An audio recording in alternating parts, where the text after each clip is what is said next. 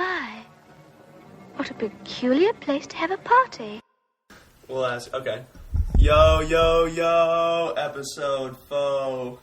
Welcome to The Rabbit Hole. The Rabbit Hole. This is Madfish here. Joker. And we have a surprise for you guys today. You no longer have to listen to just us two. Exactly. We have a guest here on, so... we have McCoy, the real McCoy. And if you know what his real name is based off the name McCoy, then... That's impressive. Yeah, you watch too much TV, too. Exactly. Okay, so we're going to start out with the stone-agers. McCoy, will you explain who the stone-agers are? The stone-agers they're a group of people who live near a property that I have. They're our next-door neighbors, sort of. And it's this group of, 20 people who live in Stone Age type technology. So they're eating, in the forest. In the forest, yeah. And they build all their own, shelters and stuff. They tan their hides and... yeah, dude, that shit's crazy. Yeah, I've been there, but Madfish hasn't been there, but Joker has been there. I've been there. It's some crazy shit. Okay, yeah. keep going. So there's this guy, Gilles, who, toured us around when we went there, and I've been there a few times. But he pretty much takes you through, the hide tanning station, and, he had so much cool stuff. Remember his teepee? Yeah, his teepee was insane. We walked into his teepee, and he lives there. He lived there in the winter, right? Yeah, and it's snowy, 4 feet of snow on the ground, and freezing all the time. Yeah, but he has all these tools that are just set around, and all these little jars full of little. I don't even know what they were, but everything had a purpose, and it was super organized. And a story, everything had a purpose and a story. Yeah, and he made everything by himself, right? He only uses tools that he's made himself. What's an example of a tool he has? What is? He had. Well, does he make his own knives? Maybe this is not a good example, but he did make his own wooden bong. Oh yeah, he had a crazy bong. Yeah, a crazy wooden bong. What does he smoke out of it? I assume marijuana. Does he smoke weed out of it? Does he so. grow his own? I hope so.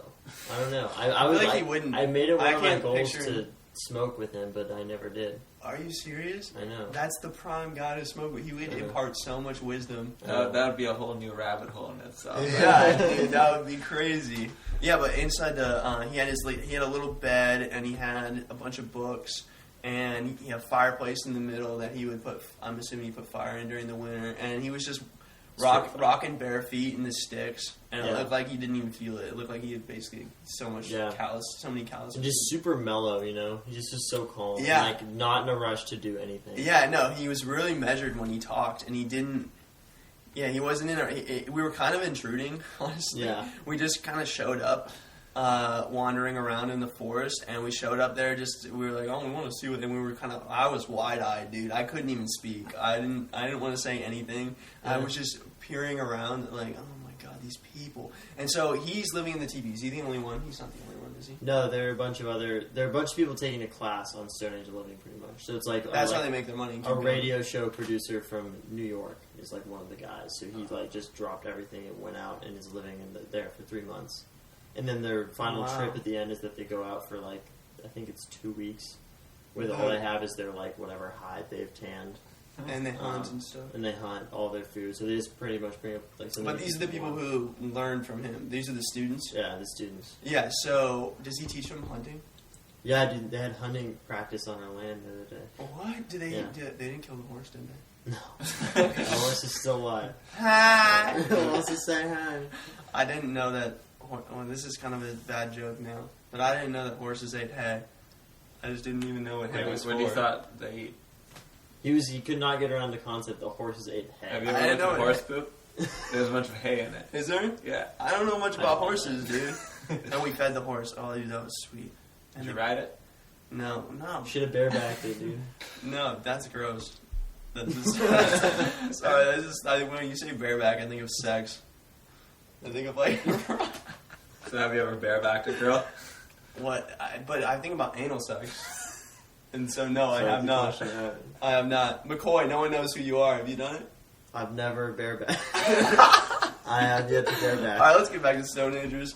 Yeah. Okay, so... Do these guys wear normal clothes? No. He just shirt off, dude. It's pretty good. I was sometimes I'm over there. It's pretty funny, actually. I'm over there, doing my thing. I do mowing. I mow there and, weed whack stuff. I work for this guy on my property.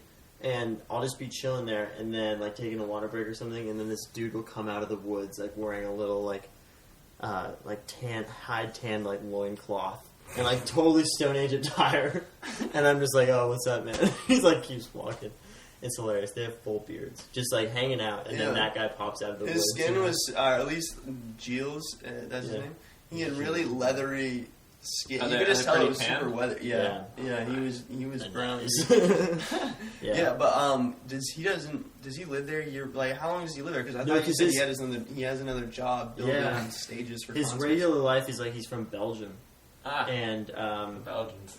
that's Belgians. And he goes all around the world building stages for big shows. So then that's just a weird combination. Does he look happy? Like, is he a happy guy? I wouldn't say happy is the right word. He's very at peace. Yeah, dude, he was really. He's very calm and. He never really gets excited. I don't know. Yeah, I've never seen him like super jazzed. That's why I wanted to get high with him. He'd be like, I feel like he would just be chill. Just really giggly. Yeah. But does it ever feel like he's like, shit, I should have done something else with my life? I don't know. How often is he at the Stone Age place? The Stone Age village? Is it a village? Compound. It's a compound. But are there other full-time Stone Agers? With him? Because there was a house next to it, a full normal house. Well, Lynx is the big teacher, and that's a fucking great name. Lynx. But she, I don't know. They're all sort of partial Stone Age, because Lynx will be Stone Age for like 7 months out of the year, and then she'll go travel in Europe, and like. Okay, but so they're like part-time. Part-time. Yeah. So for the whole year, he lives in the teepee. He's legit. Gilles is legit when he goes, he has this other life, but when he goes and does primitive living, which is what he calls it, he does. He goes out for a month in the winter. Didn't he say that? He was like, oh, we're about to go on a month-long I think it's at the very end of the summer. Oh, he's at the summer? Okay. Because he can go out for a month and bring nothing but a hide to keep him warm. No fucking way. Yeah, and he'll just hunt. Or, maybe he brings a weapon or something. I assume he kills him. So. Damn, dude. Yeah, he said that like it was nothing. He was just like, yeah, I'm gonna... So they must only have, like, spears and bows. Nothing they else. Build bows. Yeah, he was just like, we're gonna go out for a month, later. Just me and my hide. And a couple tools that I made. And I was just like, you're just, like, it was just like, you're just gonna go out there for a month? What do you... Yeah. It's like, I'm going down to...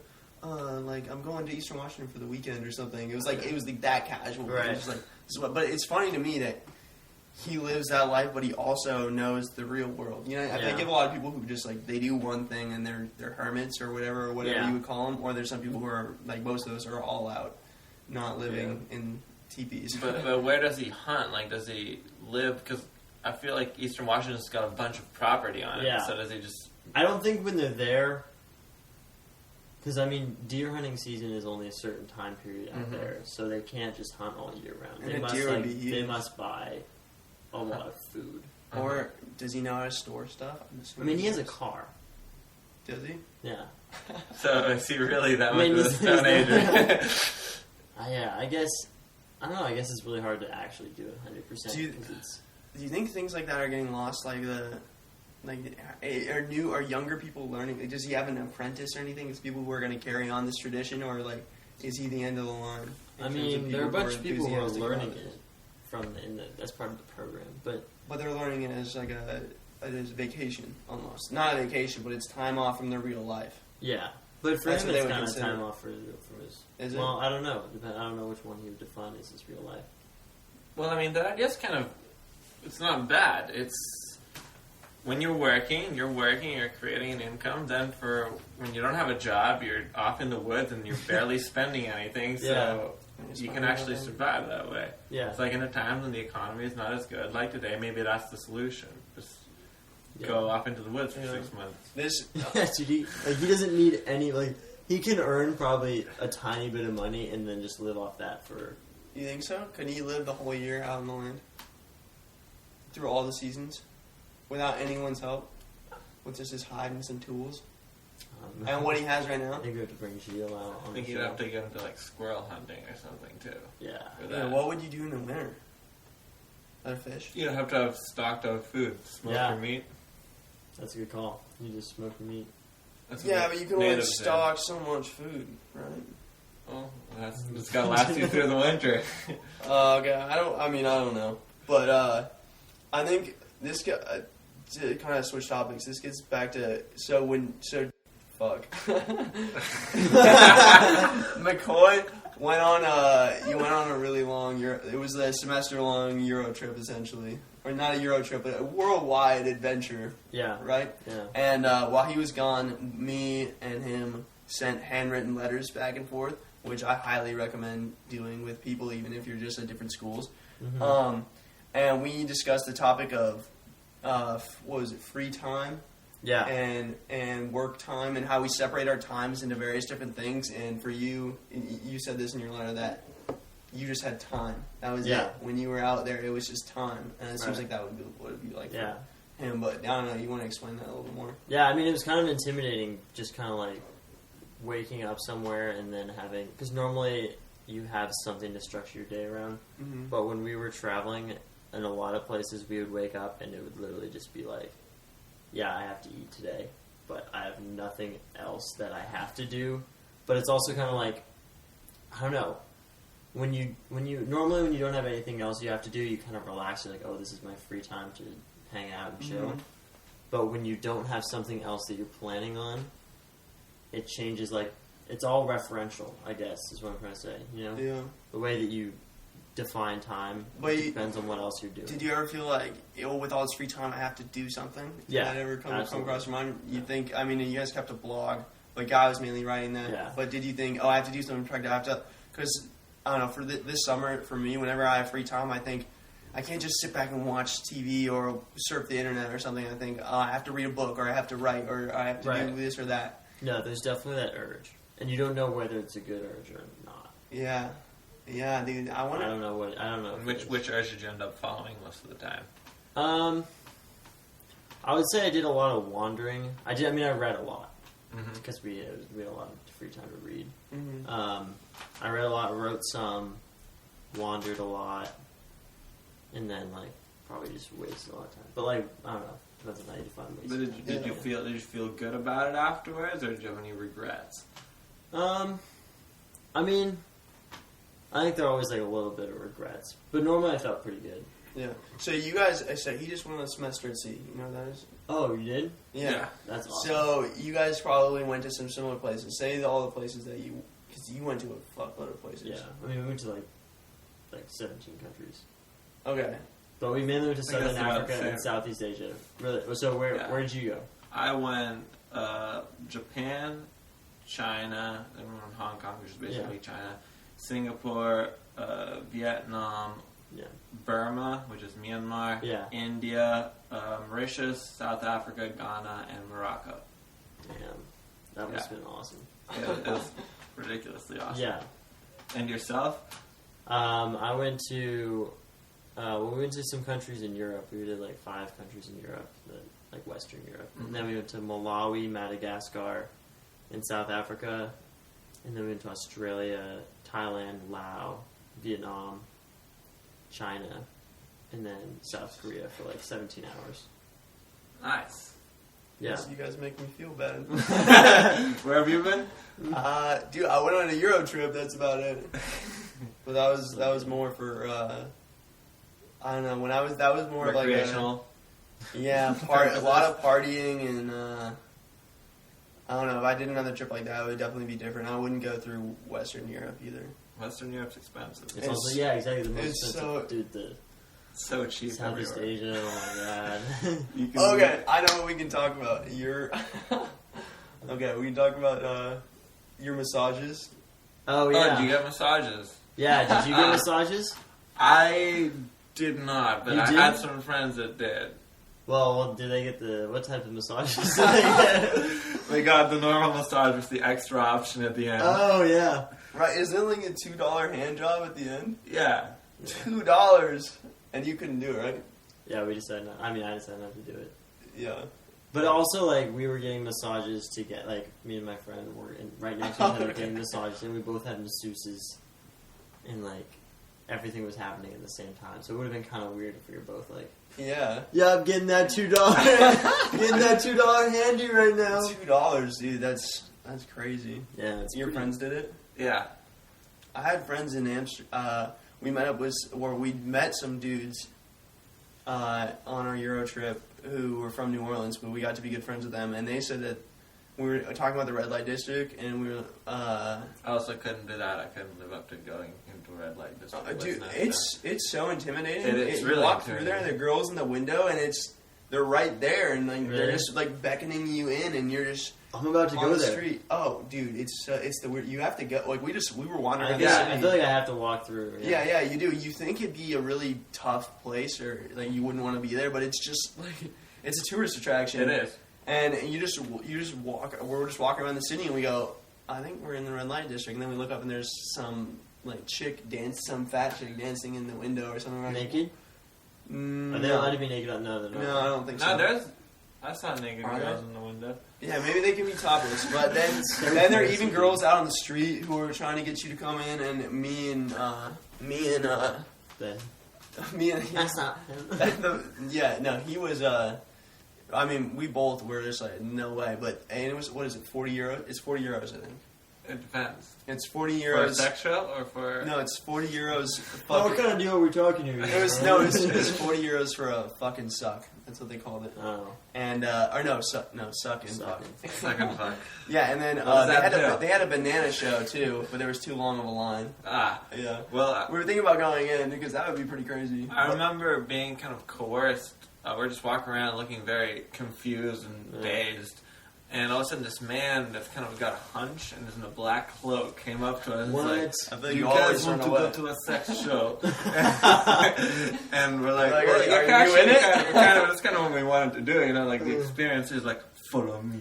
And we follow him to this very sketchy, like, movie theater. It looks like Well, what do you we went expect? down.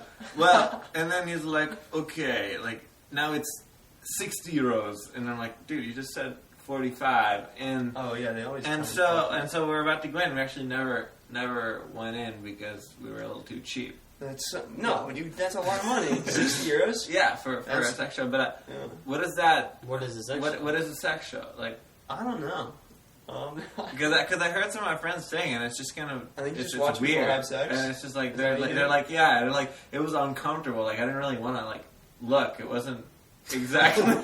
There are probably people jerking You off. pay next like to you, €60 too. just like stare down. Like, Yeah. I don't want to do this. Yeah, no. But anyway, so our friends did it, and they were like, "Yeah, we went in and and they said." My friend said he was like, it wasn't very good because he knew they were faking. Like, they Yeah. weren't really liking it that much. And I was like, okay. But I still just, I couldn't. What was it? The best blowjob he'd ever gotten in his life? I don't know what he said. But yeah, they thought it was totally normal to do that. I At don't least their drug test. I mean, not drug test. At least their know. Monthly? isn't it? STD test. Yeah, it's like every month. I know, but it's still a pretty fucked up thing. It'd be weird to have in your city, though. You know. Yeah. I feel like certain people would just like, oh, dude, imagine being a prostitute and having to have sex with the creepiest like dudes, you know. Well, that's kind of problem is prostitution, isn't it? You know. And I mean, there's a lot of there's prostitution, which is I don't know. It's not even, actually. I had this argument with my friend who we were at a Starbucks at school, and the people were being really lazy about making his drink, and he was really pissed off. He's like, if you have a job, you got to do it as best as you can, no matter what. He's like, that's what you should do. I was like, okay, should a prostitute fuck as best as she can every time? It's like sometimes you get shit that you like don't want, and like I guess it. Well, that's our Starbucks job, isn't isn't it? that, but yeah, but dude, a lot of times they don't have any other options. It's their craft. Yeah. No, they don't have any other options, and a lot of cases they get sold into it. So like those girls, compared to other prostitutes, are probably, I mean, they have more. They have a much better more life choices. than the average prostitute. Yeah. Yeah, You can yeah. probably be like, no, you're not. I'm just not doing this with you. Yeah. Yeah, I I do. wonder if they can do that. I don't know. Yeah, dude. I don't. Are there? Well, I saw you someone about this today. Are there sex traffic in Seattle? Are there prostitution rings, like sex trafficking? Stuff yeah, like that? there's not legally, but there's Well, a I know lot. there's prostitution, but I'm talking about sex trafficking. I read an article once that said that Seattle is one of the sex trafficking capitals in the United States, Are actually. you serious? Yeah. Wow. There's a lot of underground sex trafficking going around in Seattle. Who does that? Like, what kind of people? I mean, we talk about this with other things. That like the problem with TV shows that corrupt people, I guess you could say, or in our version of corruption, they corrupt because people are there to watch it. Yeah. So at the same time, like prostitution is there because there are people who want to have sex with basically children, teenagers, young girls, which are probably old men that can't get any and have never gotten any. Do you think that's really? It just seems like there would have be you that. seen the movie Taken? Shut up. Yeah, there would be that contingent of people, but so many people to have that in such high demand. Well, it's from what I understand, it's like a very high price, so it might be like a quality good. I like the qualifying. From what I understand. But if we're the capital of the U.S., that means we do it a lot. Okay, but also you have to remember, I think that a lot of it can also be kind of like cultural, because like everyone's heard the thing about the Greeks, how like Socrates fucked a lot of little boys. And so a lot of them did. Yeah, Have you heard the old saying of the Greek and the Italians? This is gonna be good. The Greeks invented sex, and the Italians introduced it to women. That is funny. No, I took a class on ancient Greece, and it actually was either they did fuck little boys, but they actually hated gay people more than I was gonna say more than we do, but like more than no, because like our society more than our society. Our society does, like with all the different things that are going on. There's still a stigma against gay people, but like back then they really really hated gay people like more. Like, but then they went and like fucked their little 14-year-old. Yeah. So what the like who? I think you should have had a little Socratic dialogue about that. So funny. No, but it was That's interesting that they didn't like see it. What were the? Yeah, no. What were the problem there in their morality? A little hypocrisy. Yeah, there's a slight hypocrisy here. Yeah. Nah. Fuck the homos. No, but I think they saw it as a domination. It was either no. I think the reasons they gave because they don't know because we weren't there and it was a long time ago and there's not that much to write. And it's straight up hard to explain why they fucked 14. Yeah, but there's no thing in the Republic like Plato didn't write down all the Socrates like little things that all the little boys that he fucked and why. Okay, so basically like the reason would be domination, but also as a rite of passage. Like I think I read for the boy. To get fucked, yeah. And, no, this is what the teacher, this like is... prison. No, this is even crazier. The teacher told us that, and before we started, he had a lecture on sex and Greek culture. And he said, before you start this, I need you to know that you need to get completely out of your cultural mindset so that you can understand what's going on. And he said, for example, in Papua New Guinea, or one of those small little islands, there is a tribe that, as a rite of passage, you have to blow the elders, the men do, blow the elders and ingest their semen, and that makes you a man. So that's just McCoy is disgusting. I mean, and so I'm just saying that there are various other ways of looking at things, and I think I read a semen is very rich in protein, so it's probably actually. Have you seen the cookbook? The cookbook, the semen-based cookbook. I have not. It's called Natural Harvest. Yeah, it's semen-based recipes. But anyway, that's disgusting. You're right. Yeah, maybe Gilles uses that when he doesn't have any food. Like I'm running low today again, guys. But anyway, so I think I read a primary text, like a story that involved it was Socrates and a younger general and someone else and a younger boy at a table. And the young boys were a little jealous. One boy was jealous of the other young boy because Socrates was fucking him. At the table? Like on the side? No, not at the table. Well, no, but if you think about it, it makes sense because a lot of the kind of stereotypes on sex today are based on societal pressure. So what society thinks and like what you believe is accepted. And that kind of subconsciously affects us. In a lot of ways, because you know, example how now it's all about the supermodel Barbie girls that they do in advertising, and automatically a guy is like, oh yeah, she's hot because she looks like a supermodel Barbie girl. But if you really look at it, supermodel Barbie girls never actually existed until today. Like, a woman was naturally had her shapes and curves. Okay. And that was attractive So to men. that's the argument that beauty is just a matter of your culture. Also, Have you done studies on this? my sister's friend did a study abroad program in Ghana, and my sister's friend is like fucking ham, like, to be honest. He's just saying. But dude, I feel bad now. But she's like, What does that mean again? I used to think that meant that you ate a lot of ham and that you were big. I don't know like why it's ham. I thought it was hard as a motherfucker. Well, that's also, I think it has two meanings. It's like nasty and like. Okay. But anyway, she's like really big and overweight and stuff, and like I don't think she's ever like, I don't know if she's ever hooked up with a guy, but like I couldn't imagine. Anyway. Jesus. Right. Jesus, man. Sorry. You're acting like fat people don't hook up with each other. And that they couldn't have good sex. I apologize. All right. They can't. Anyway, she did a dude, study God. study abroad in Ghana, and in Ghana, when you're fat, it means that you're like really wealthy and that you're like wealthy and healthy, pretty much. So then all the people were really attracted to her there. Like they were all like, they're all gold diggers. Yeah. Pretty much. They were all over her, and she was like, she'd never had that experience before because she'd grown up in the U.S. and then she went somewhere where like beauty was completely different. Yeah, but that's not really beauty. That's more attraction to something else other than beauty. But then in the olden days, now we see a tan body as extremely attractive. Yeah, but back in the day, they're like, oh, white is super sexy. Yeah. That white. Yeah. Yeah. No. So maybe back in the day of Socrates, it was like that. I don't know. I'm trying to think. There was a study done where I think they had blind people start feeling the bodies of different women, like people who had never had sight before. They were feeling the bodies of women who were like various different sizes. And what kind of woman would say? Oh yeah, just we're doing a study here. And you can totally see some like guys going and pretending to be blind. And like, oh, she's hot. Like, oh no way, man. Like, after a while, you probably wouldn't show up again. You'd be like, that was the weirdest thing. But you get paid for those things. That's probably why. Like $100. So is that not prostitution? And I'm sorry. You get felt up by a blonde dude, and then like, if you're not attracted, then no. No, but, okay, I'm sorry to disappoint you guys, and I know I told this story, but I don't remember what the results of the study were.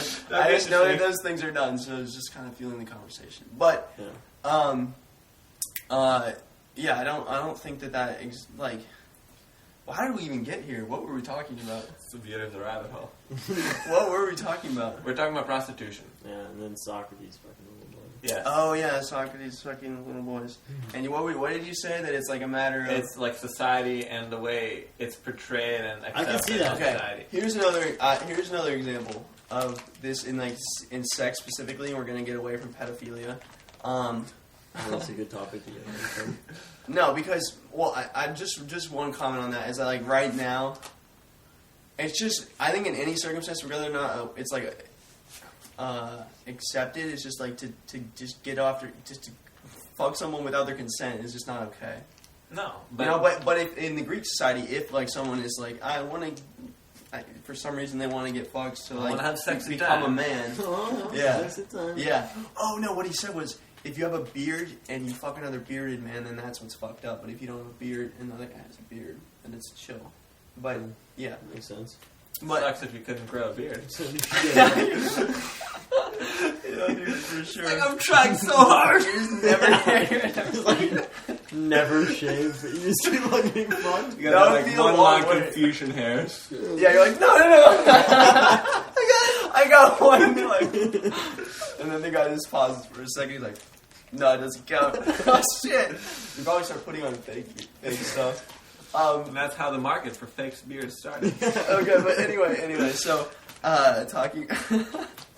talking about sex and about cultural norms. Okay, so this is I think I talked about this on another podcast. Just the idea that every time a new oppressed people get their rights, there's always someone still stuck underneath them. So like when blacks get the right to vote, like women still can't vote, right? That happened in that order, right? And then like I think so. No, I'm just saying the opposite. No, I think black men got the right to vote before women did. Oh, for sure. Yeah. The Civil Rights Act still hasn't even been signed, like for women. There's women can't get drafted, and there's a bunch of other things that they're not actually. Yeah. Okay. So anyway. So who's below right now?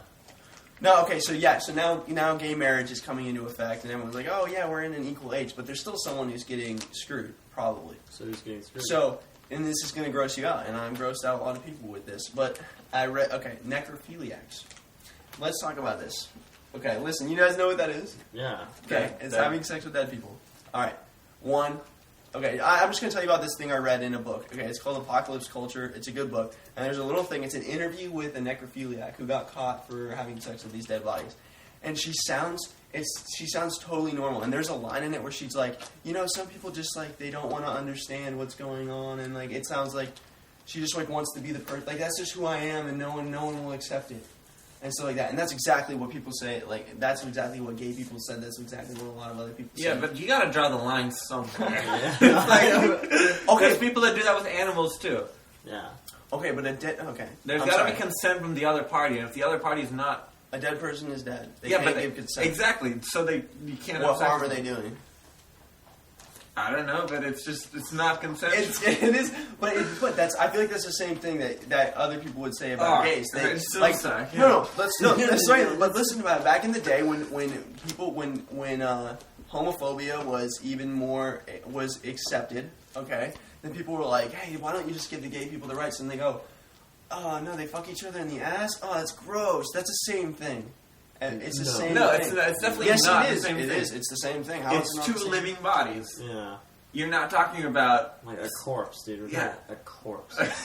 Okay, what if I fuck my couch? My couch isn't alive. I get sexual pleasure out of my couch. Yeah, but your couch wasn't once alive. Yeah.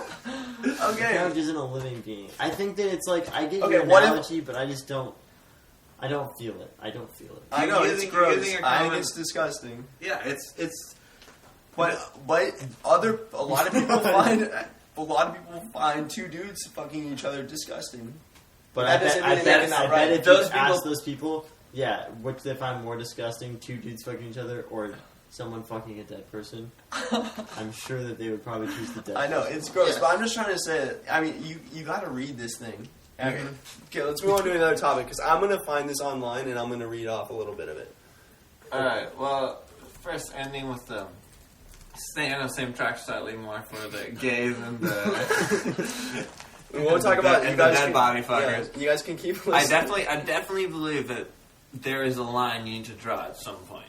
Like, but yeah. Otherwise, everything is just going to keep on going forever. It's like, dude, the slippery slope argument is not. Well, that's the argument. That's the argument you're making right now. The slippery slope. No, that's what you're saying. You're saying if we let that happen, then all hell is going to break loose. That's like my friend's. My friend's dad. I was questioning about gay marriage. He goes, "What are we going to let mothers or fathers marry their daughters?" I was like, "No, you're not going to do that." Like, right, but you do. I think you do have to draw a line somewhere, and the question is like, how do you draw the line that's fair? And it's like the same thing with. I was talking to someone who was arguing that all drugs should be legalized, and that all the money should just go into education and sort of awareness around drugs and not like prohibiting drugs. Because he says that even in sports, like if you draw a line somewhere, that like there's an advantage to getting as close to that line as you can, and the line is inevitably just an arbitrary line. Like you can't make that line fair for everyone. Yeah, but if you made like I'm talking about baseball, steroids legal in baseball, then you're basically saying. If you don't sacrifice your health in the future right now, then you're not going to succeed and you're not going to make any money. And your job depends on risking your life later. Exactly. That's messed up. You can't do that. I agree with that because it's about principle too on the bottom. It's not all about practicality. Right. But do you think if I guess that's kind of a stupid question. If steroids were totally legal, people would just do it. But yeah, everyone would just do it. Because, I mean, people have a tendency to look at the short term as opposed to the long term, which is kind of what is happening with the environment today. People are really focusing on the short term effects, and they don't look at the long term. Because I mean, in the very extremely likely event that climate change is indeed due to human causes, then we're really going to start feeling the effects in 40, 50 years. And unfortunately... Well, people feel the effects now, don't they? Yeah, people sort of feel the effects now. Aren't there people who are... well, there's like a whole inequality thing. It's like, what's it called? What? It's like no, it's not. They have a name for it. But pretty much that... Aren't people's lands disappearing? Their water levels rising, and they live on the water. Yeah, there's the Sounds idea like that the people who have contributed least to the problem and have the least ability to help themselves, so pretty much like they're the poorest, are the ones who are going to feel the effects of climate change first and worst. Yeah, because we're like here in this country and in developed countries, we're fine. Like we're gonna be fine. We're the like 10% that's gonna be fine. We're gonna be fine up to like a point, but yeah, it's the other 90% that's gonna get fucked. Like it's gonna be a giant famine like somewhere else. And also because a lot of those places are overpopulation. Like Nigeria, places like that are going to have like tons of people that they can't support. Yeah. One of my teammates was in a class about climate change. It was writing. They were teaching him it was a writing seminar, so it's like using the topic, but then you're also figuring out how to structure arguments. Yeah. And he wrote that a problem with overpopulation, why we should stop it, is that all the people in all those developing countries who are going to be born are going to start driving cars, and then they're going to pollute the atmosphere. And I was proofreading, and I was like, dude, are you serious? Like, I can't even. I don't even know what you do at that point. But anyway, let's keep going. Well, you're like, you just draw a red line on this paper, like, try again. Yeah. Well, I don't know. It's just. I mean, we could talk about this too, like just the ignorance of what is happening and what will happen. I don't know, it's staggering.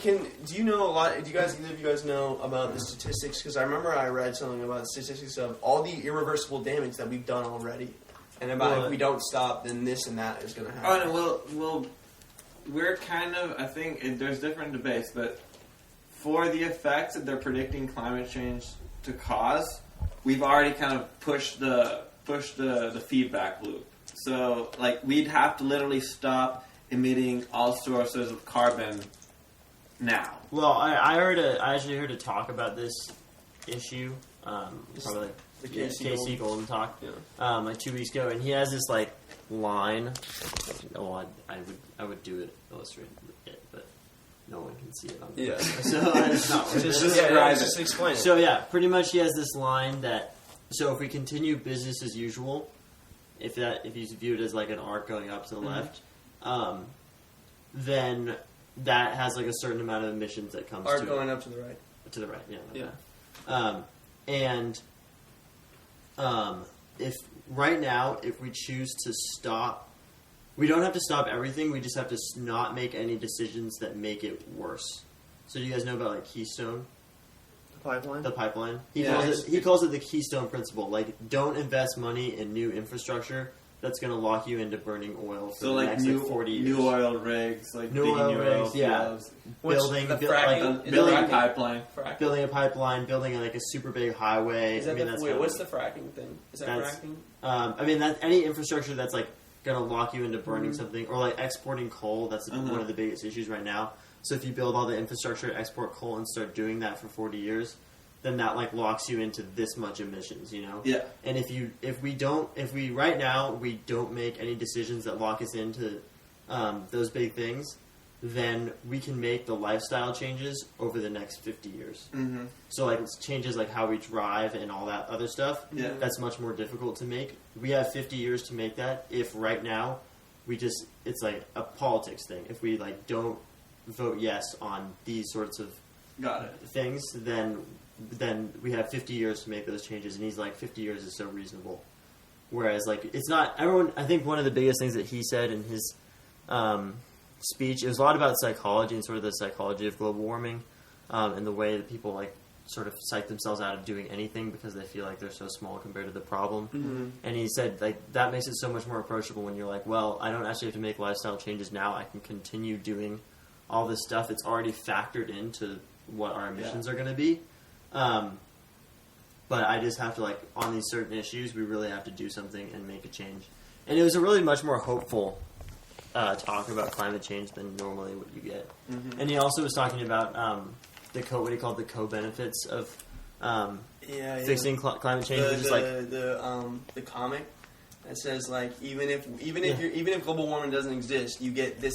Right. What is it? It's like more livable cities, Cleaner better water. communities, cleaner water, cleaner air. Like there are a ton of co-benefits. It actually makes a lot of sense to actually go about this change. And it's Even less if it's- expensive. Even if global warming wasn't a thing, it's like Yeah. we should start moving this way anyway because people are happier when they live in that type of community and happier when they live in those cities. And he's like, all right, there are tons of Which co-benefits. cities are the front runners in I'd say it's green- like Seattle, and Seattle's Well, pretty not- green. Oh, in the world? In the world? Oh, I don't know. Because I think I saw a video with the guy's Casey Golden. You can look up the talk on YouTube. Casey Golden, and there's another video of him on YouTube where he's in Stockholm or something like that, like a place like that where Northern everyone's European cities, riding yeah. bikes around. Yeah, Although Northern Europeans are some like Norway are extremely exporters of oil, which is how they make all their money. oh really? Yeah.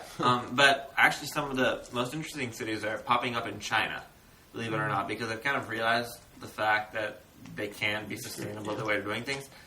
And China has this phenomenon where the rural population is moving so fast to the city that they can literally just plan out a city and build it and then have people move in.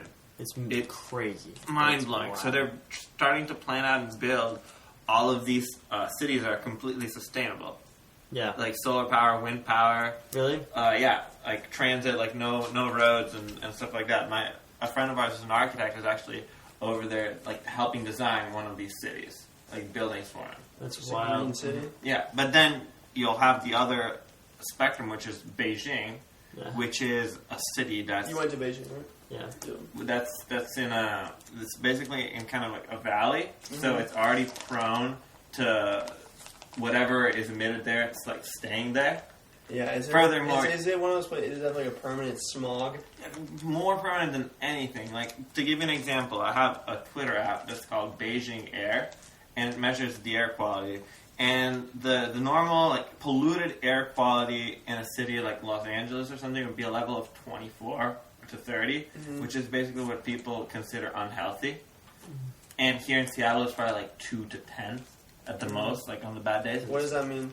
That's just a scale, right? So. Okay. It's And- probably Is measured it in like lager pollutants. or- per- Yeah, and in Beijing, I looked at the air Parts per yesterday. million or Yeah, something? it was 256. Right, And they gotta abandon that place. and a clean day in Beijing is like 90. Yeah. How many people live there? It's one of Millions. millions, definitely millions. I think it's I like think it's probably 10, 15. 10, 15, that's what I was gonna That's say. an easy one. Just look up population of Beijing. Yeah, no, it's crazy there. And it's not really any better in other places like Shanghai. Have you been to Shanghai too? Yeah. And it's 20 million people are Yeah. the 250. Is it hot there then? Is it hot? It's you never see. It's not like hot in the same Is way. this- 'Cause you do they see never the sun? You never get the sun. No, and you Be- never get like a blue sky sunny day. when I went Oh in my there, god. when I You went, don't see the sun? well, it's funny enough. When I was there this winter, Yeah. I was there and it was snowing, and then they had like a big storm which actually blew all the air out, and they said it was the first day of blue sky they've had in like over a year. Really? So I got to see Oh The my one- the God. one out of 365 days in which Beijing has a clear Do sky. they have did we learn about this? That's Do they crazy. have is China the place with the unbalanced male to female ratio? Because it's one Yes, child policy. exactly. One child policy, and you want to have a male, and so a lot of times they'll check the gender and then get it aborted. But now it's illegal Exactly. to do that, so then they do like. Well, I back think of they the dropped van. the one child policy like in They certain did. part.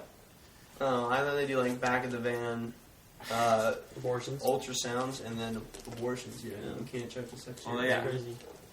It was a big organ trade. China right now is not a happy place. I feel like there just aren't that many environmentalists in China either. Like I feel like there just aren't that many people worried about it. Well, except for maybe these cities. The thing is, I mean, wouldn't you just like look up every day and go, "Fuck"? the population, like the people are starting to speak out. Yeah. But it's obviously the controlling the upper class, the business owner, the factory owners. Those guys are the ones that don't give a fuck. Yeah. And I mean, going up the river in Shanghai, you could see. You went on that river? Yeah, like with the ship, just went through it. You could see. You don't jump in, do you? Dude, I almost threw up when I like smelled the water. It smelled like a sewer, and you could see tubes like from factories with green, like lime green shit coming out of it. It's just like a freaking Simpson episode with a nuclear power plant spinning. Yeah. It would look just toxic, just going into the river, and it's like, and you think that's not going to do any damage, like. Yeah. Okay. This is actually what is this? Are you this is on more of a topic or off question. topic? No.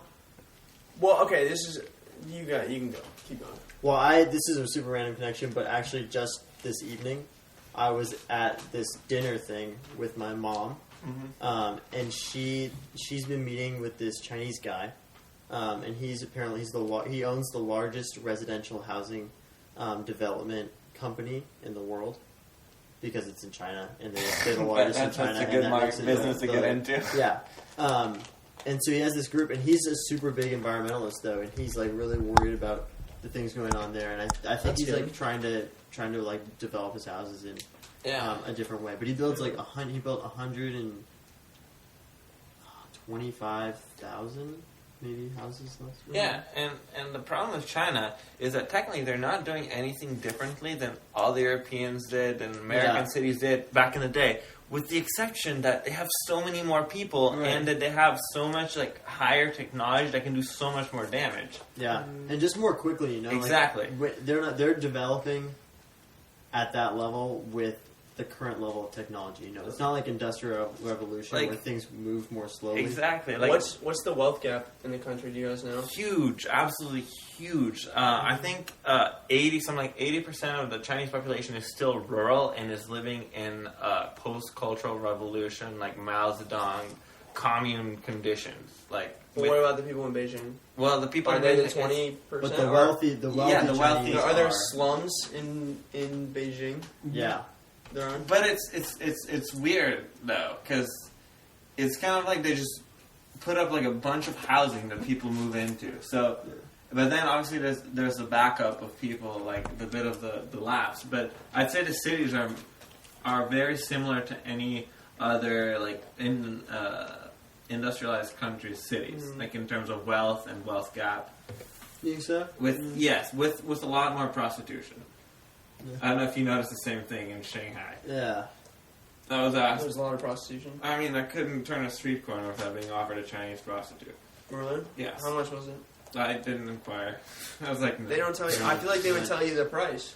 I couldn't understand what they were saying, except... Dude, in all those places, you get offered drugs right on the street. Yeah. But like every country I went to when I was in Europe, except Singapore. Dudes walking. Yeah. And so Singapore's supposed to be. Is it really? You get a death penalty for any drug use.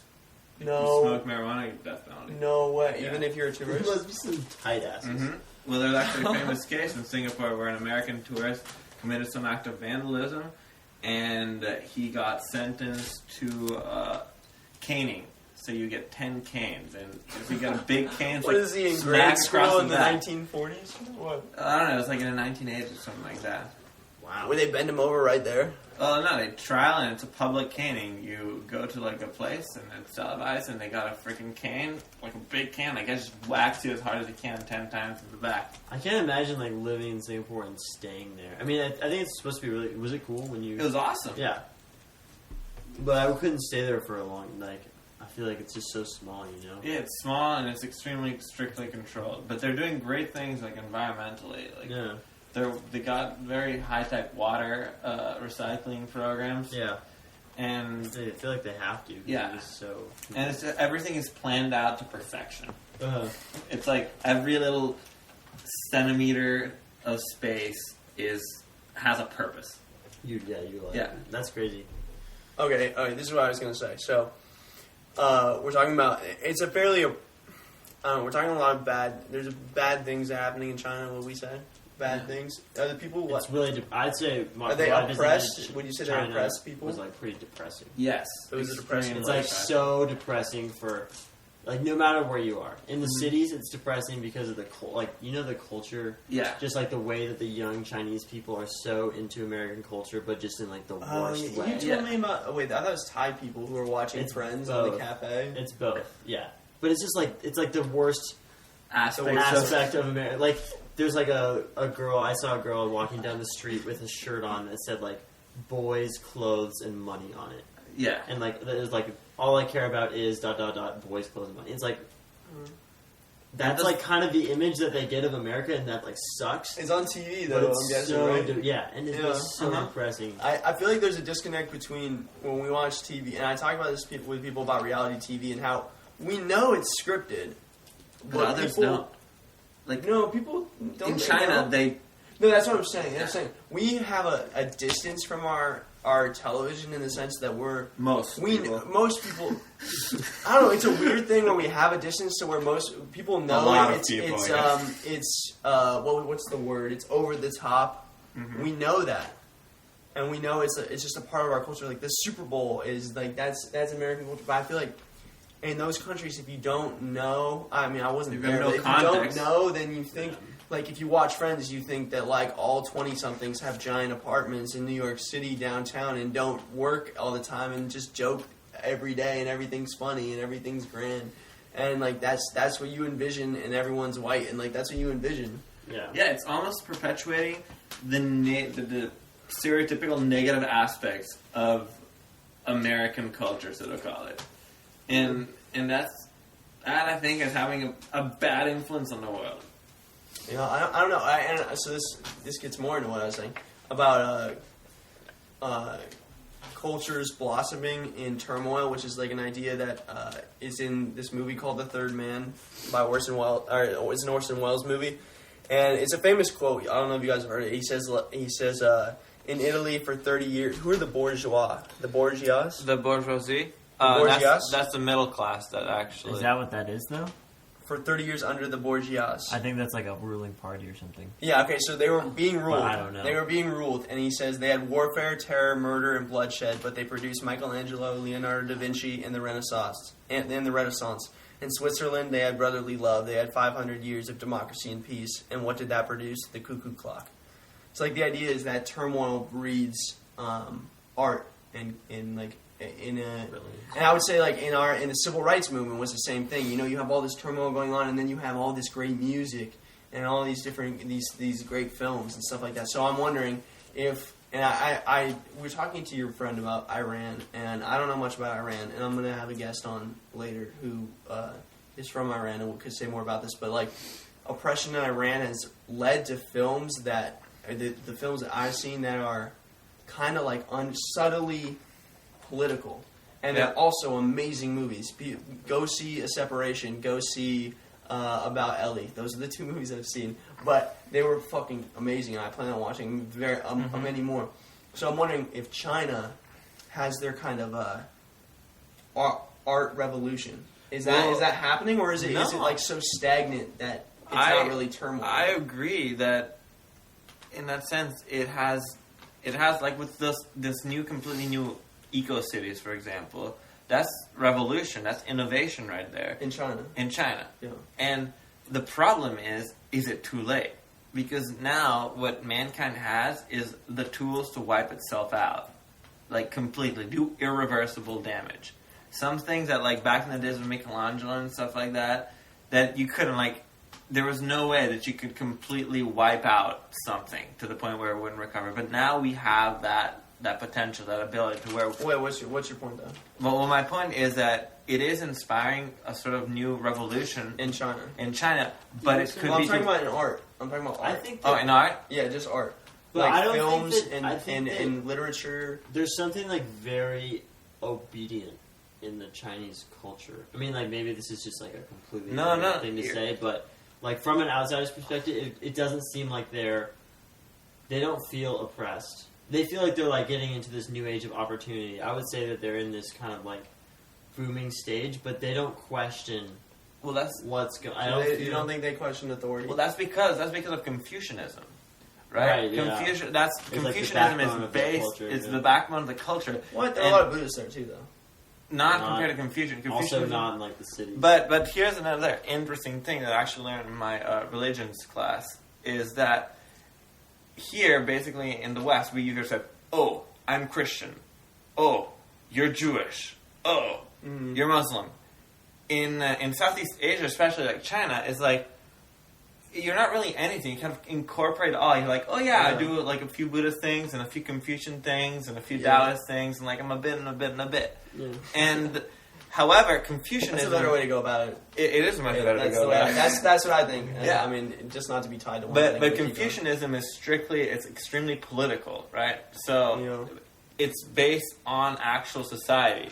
And it's kind of like the duty you have, filial piety is like the duty you have, the kind of hierarchy of duty. So it's like you're a woman and you have a duty to your husband. You're your husband, you have a duty to your grandpa. And it's kind of like that. So they have an amazing sense of duty. It's like you respect your elders. You respect authority figures because that is blasphemy not to do so. And that is completely different from what is viewed in our society. But also they're into sort of like the big brother, like... You know, who's into Big Brother? Chinese. I mean, the Chinese dude. They had Mao. They were totally into Mao, and he was like doing some bad, terrible shit. But they were totally into Mao. But they didn't know about the bad, terrible shit because they knew. I know, but they don't get the news every day. Like, hey, Mao killed all these people. I don't think that they knew, but they were just so blind to it in like an ignorant way because they just like. I find it hard to believe that you could get a whole populace of people. Joker. Yeah. If you go visit Chinese households, they still have a picture of Mao hanging on top. That guy is still an idol, according to them. Okay, but I was in the South, and they know now, and they still have pictures of Colonel E. Lee. Well, the South is a little different because the South is more. That's like that's Cantonese Chinese. No,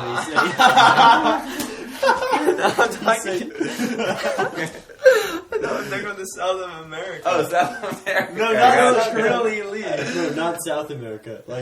Like South of U.S. Like I was in, got you. To be fair, I was in New Orleans. And it was one there's place. so many Cantonese but there are a lot. There's like Confederate flags waving everywhere, dude. Sometimes people just do that shit. They're not. I mean, I don't think they're serious. You should read this book, Wild Swans. Wild Swans. If you're interested in China. Who's it by? It's by something Juliet Chung. I don't know. It's like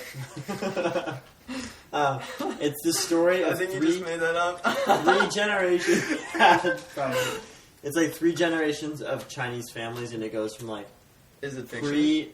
No, it's fiction probably, but based on like no, I think it's pretty like accurate. I don't know. She interviewed her family and stuff, but it's the history of her entire family, and it spans from like 1870 when they had the feet binding and the opium wars to some fucked up shit. Yeah, the fucked up shit to like modern day. Well, the British were fucked up back then. What they did to China. Yeah. I mean, everyone in their rise was fucked up. Yeah, but like, that's the problem with these rising countries now is that like. There's like the UN and stuff, so they can't be fucked up to anyone. Do you think? Well, do you think that's true? They can't I mean, you studied Rwanda in school, right? I know it was in the 90s, but like that was a time when it wasn't politically right because they went into Somalia and they got fucked up in Mogadishu, and they didn't go into Rwanda because of the politics behind it. And it made, people were getting killed, and they were like, "No, we can't get involved," because they didn't want to get embarrassed. No, but that's like, do you think there's still? I'm saying, I guess you can't get away with killing millions of people. Like, no, I'm not talking about you just can get away like with Hitler, anything. but I'm talking about people like Genghis Khan or some shit. Like people who or Xerxes or some shit. Well, it's no longer possible to just like raise. Alexander the Great. Yeah. Well, with nuclear weapons, like you were talking about at one point, we've kind of entered a state where you just can't take over. I mean, unless you're the United States, a mass. I don't even know if we could. Well, look at what we're doing, like in the Middle East. Yeah, but we're not taking over. It's like it's a new type of imperialism where you're like it's a little more subtle. You're a puppeteer. Like no one's gonna actually go in and take because that takes too much manpower and effort. But if you can just control people who run the government, then you just pull the strings. Yeah, we're no longer gonna ride in with 1,000 marching horses and chop the people's heads off and then just move our new people in there. We don't, Well, also, no that's one like a really different got- type of exploitation than the British. Like, pretty much what the British did was they got everyone Which British addicted are we talking about? How long ago? in China. With the opium wars? They got everyone When addicted was to that? opium. Yeah. And then just, like, kept on selling them. Like, Because You nobody know- wanted British products, so they're like, hey, if we ship in opium from India... I thought they have opium. Oh, yeah, okay, that's what I was about to say. I thought opium was made in, like, Southeast Asia and all those Yeah, they other places. made it in India and imported it to China. Got people addicted, and then they're like, oh, we'll keep selling it to you, and then give us your teas. I worked with this is a total sidetrack, but I worked with a guy at who was in the Vietnam War. He was a helicopter mechanic, and he said that all the guys had a different drug. You were either a doper or a smoker. So you either smoked opium, which he said was awesome. He's like, that's the best drug, or you smoked cigarettes, or you drank. There were a lot of people who drank, and like everyone had their drug of choice to get out of where the fuck they were because they didn't want to be there. yeah. And then there were a couple people who were straight, but those people were weird. He said, but apparently opium. They were just naturally. Apparently Yeah. opium is really nice, but. So is opium the one that... do you snort opium? You smoke it. I think you smoke it out of a long Yeah. thing. But they also had in like when I was in China, I would go through these museums and they would have really ornate like snuff boxes. Well, I'm Where pretty sure you can... is that where you take the thing out and just like, No, I think it's Is I that think where you just you- like I think you just like or you have a little spoon? little spoon and then you just I think it's like kind of like cocaine, I assume. Well, I don't know. snorting stuff actually is one... Like, you can basically do most drugs really anyway. Like, because They're all in chemically, like, if you snort something, it's going to get into your bloodstream. Yeah. If you smoke something, that's another way for it to get into your bloodstream. If you drink it, that's another way. And so, the important thing is it gets into your bloodstream. Yeah. But Uh, it's pretty crazy that they we finish your thought, and then Alright. I'm gonna end with a shocker. Okay, go. all right. But it's pretty crazy that they used to just walk around with these like whatever if it's cocaine and just people like wealthy people would buy these really nice things for their cocaine. They're little boxes. Little box for the I cocaine. mean, that's and getting just back get high all to the time. cultural relativism. It's crazy. Fucking little boys in little snuff boxes. Okay, so now we're gonna get back to cultural relativism. Okay, so here's the necrophiliacs account, and listen to this, and just the thing is, I'm gonna replace the word necrophilia with what's another like weird thing or things we found Bestiality. weird once. No, something we accept now, but let's just say. Okay, regardless, I'm just going to read it because it doesn't matter. Okay, so the interviewer says, it must be frustrating when people say, we have a cure for you, or you've got to be more like us. And this is, I can picture this girl saying this. It is. For a while, I found myself thinking, yeah, this isn't normal. Why can't I be like other people? Why doesn't the same pair of shoes fit just right? Fit for me just right? I went through all the personal hell, and finally I accepted myself and realized that's just me. That's my nature, and I might as well enjoy it. I'm miserable when I try to be something I'm not. Okay, how many people have said that? And 2, a lot of these people who are putting me down have hang-ups worse than I have, or they do things that might be considered questionable by their peers. I had a gay friend who, when he found out I was a necrophilia, said, you can go to hell for that. After 1979, when I was put on probation, part of the probation requirement was that I seek therapy. I had a really nice social worker. She was cool, very non-judgmental. The more I talked to these people, the more I realized necrophilia makes sense for me. The reason... you could replace that with a lot of things. The reason I was having a problem with it was because I couldn't accept myself. How many fucking people have said that? I was still trying to live my life by other people's standards. How many people have said that? To accept it was peace. These people who are always trying to change me only help me to get myself more in touch with my feelings. I used to go from the therapist's office to the funeral home. It didn't work, folks. Well, she's just... Come on, man. She's How just a good someone- arguer. She's just good at arguing. Freaking Hitler could have said something similar about the Jews. Dude, she's not arguing. She's just saying how it felt to have someone tell you that what you are is wrong. But sometimes what you are is wrong. If you're a genocidal maniac that enjoys killing people, then you could have said all of this stuff for killing people. It just makes me happy. It's who I am. I love killing people. I know. And that I is talked morally to a wrong. really understanding therapist. We're going. It's okay. If it's you, just kill people. It's a you know? deep thing. I just think that we shouldn't be so close-minded about it. I think and for the record, I think it's fucking disgusting. I think it's You gross. did I tell think it's me at messed one up. point that you would be down to dig up a dead body. No. Well, okay. True story. But not to have sex with it. I just wanted, I don't know. That was just something I don't know. That was a long time ago. That was back in high school. Mm-hmm. But anyway, on that note, we're using pseudonyms, right? Thank you. So we went over time without even realizing it. And you know what that means? What does that mean? That means we were having a good time. Wow. Time flies when you're having fun, right? Right, McCoy? Yeah, man. The real McCoy. How was it? Was it good? It was good. Was it hard? No. Yeah, see? I told you. It's easy. You just chill, have a conversation. You're giving inspiration to all the people who are going to come on later. They're going to say, oh, I don't know. You know, I'm like, listen to the one with McCoy. He kills it. And he found it really easy. So, No. all right. We're out soon. Madfish, you got anything to say? Have a good night, guys. All right. I took more reishi mushroom tablets, so... Yeah, we'll talk about that next time. All right. Peace out.